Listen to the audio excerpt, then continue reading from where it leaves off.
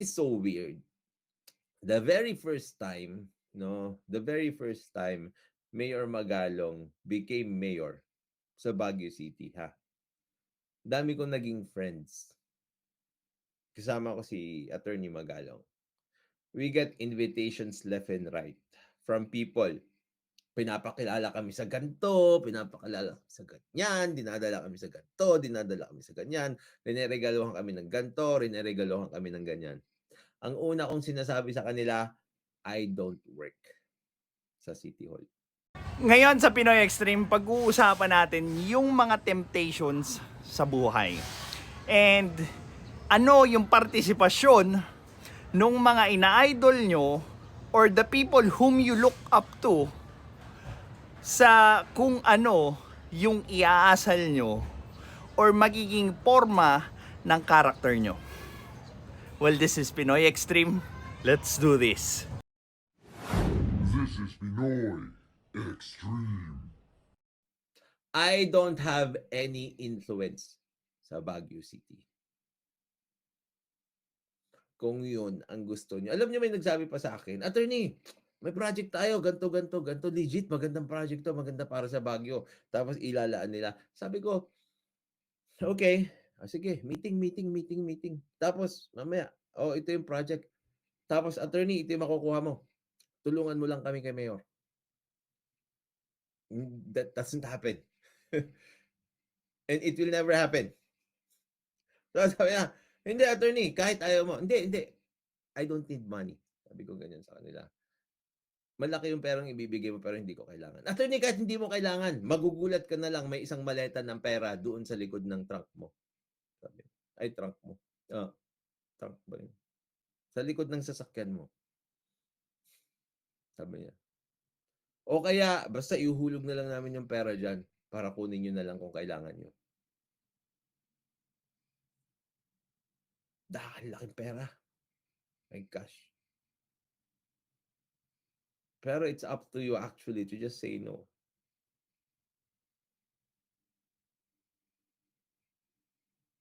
It's up to you to just say no. Ano yung ganun kalaking pera? Nakakalula yung pera. Ang abats natin. Alam mo yung panligaw nila sa'yo. Attorney, retirement mo na to. After nitong project natin na ito, mag-tour tayo sa Europe. Family. Buong family nyo. This is retirement money. You don't need to do anything anymore after this project. Isipin nyo kung gaano karami yung pera na yun. And it happened not only once. Well, a lot of the influencers nowadays, yan yung goal nila for being an influencer. To rise to the top, cash out, and then mag-retire ng komportable or ng marangya yung buhay. Kaya nga sinasabi ko rin na you choose kung sino yung mga taong kakaibiganin mo. You choose kung sino yung mga taong titikitan mo. You choose kung sino yung mga taong pakikinggan mo because they will mold yung pagkatao ninyo. Yung mga pagtingin ninyo sa buhay, yung values ninyo, yung mga pinapahalagahan nyo sa buhay, they will actually have a big impact on those. And pag yung mga dinidikitan nyo ay yung mga taong materialistic, yung mga taong gusto ng shortcut sa buhay, yung mga taong gagawin ng lahat, kumita lang ng malaking pera kahit na ang kapalit nun ay ang pagbagsak ng ibang tao or ng mga tao sa paligid niya, that's something.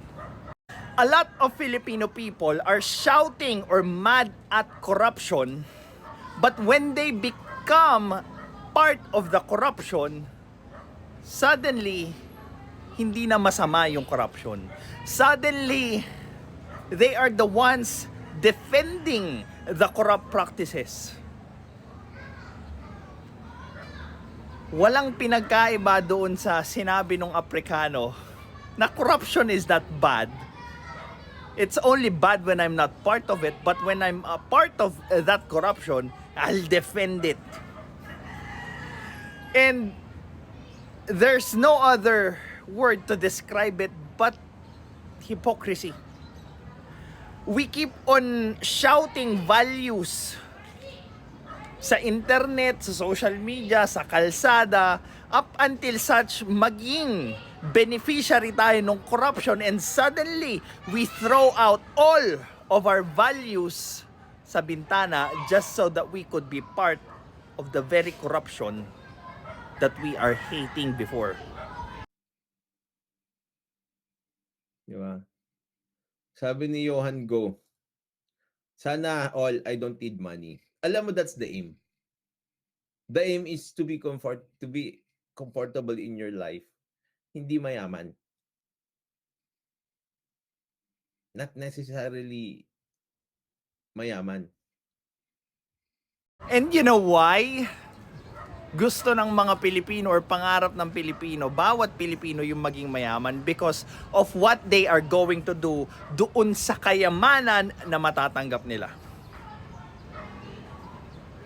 Ask them, what are they going to do pag naging mayaman sila? And iba yung isasagot nila nung hindi sila mayaman compared sa kung ano yung ginagawa nila nung mayaman na sila. Yung masasabi mo lang na I have enough, tapos hindi nyo mabibili yung dignidad ko. Because if I just want money, oh my goodness, I'd be very rich. Yung dignidad talaga ang issue ng karamihan sa Pilipino ngayon. Nawawala ito na parang bula. Depende sa kung magkano yung isasampal mong pera sa pagmumukha nila. Yung totoong dignidad kasi, hindi mo mabibili ng kahit ano yan, lalo na material.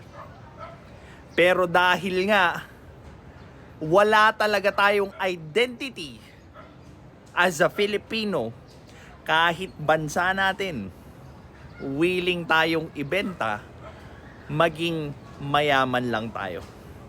Willing tayong itapon lahat ng values natin, maging mayaman lang tayo.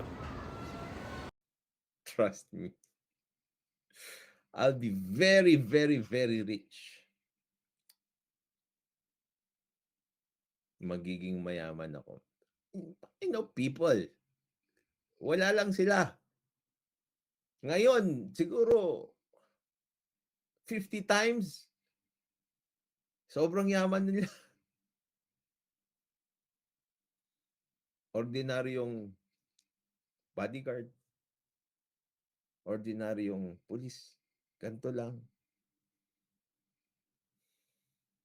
Nangurakot, tumanggap, pumasok sa sistema. 4 agad ang bahay.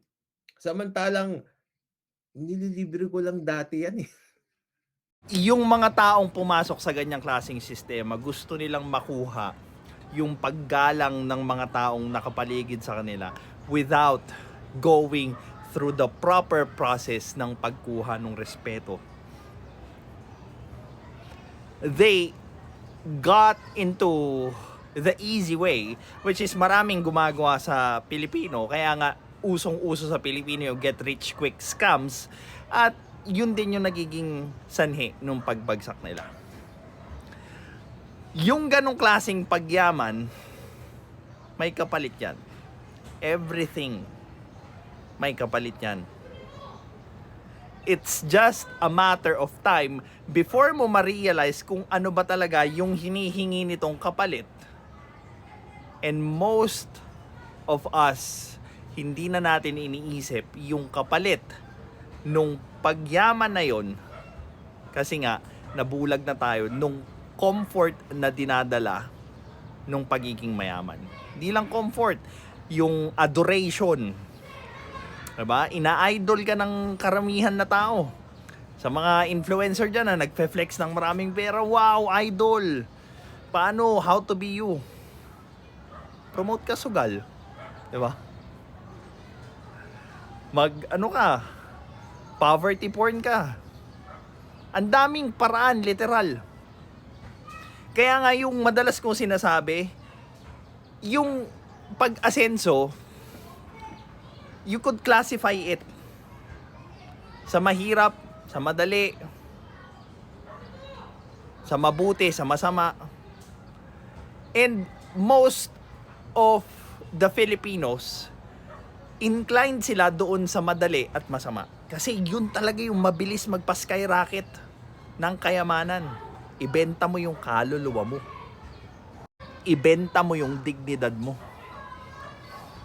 Ngayon, habang nakikita mo yung sarili mo as being comfortable, being adored, being praised by other people, tignan mo yung mga taong nasa paligid mo. Ano yung naiambag mo para iangat sila doon sa sitwasyon nila? Yes, ginawa kang komportable ng pera na yan, but anong value niyan? At the end of the day, you're going to feel empty because alam mo naman sa sarili mo kung paano mo nakuha yung pera na yan, kung paano mo nakuha yung status na yan. Hindi mo pinaghirapan yan. Nag-shortcut ka, tapos pinatulog mo yung konsensya mo para maatim mo, nakainin, gastusin, lunukin yung bunga nung pagpasok mo sa corrupt practices.